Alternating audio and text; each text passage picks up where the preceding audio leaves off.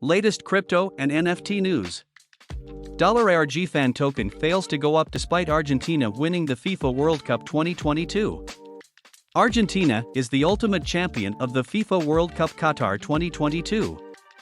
However, despite the dramatic showdown with France that exceeded the time limit to shootout penalties and led to the win of Lionel Messi and his teammates, the fan token $ARG failed to climb up.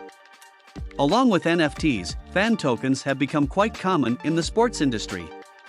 The Argentine Football Association also introduced its own token on socios.com that would enable fans to join the global community, connect with the team, access VIP experiences, and even participate in decision-making in the organization.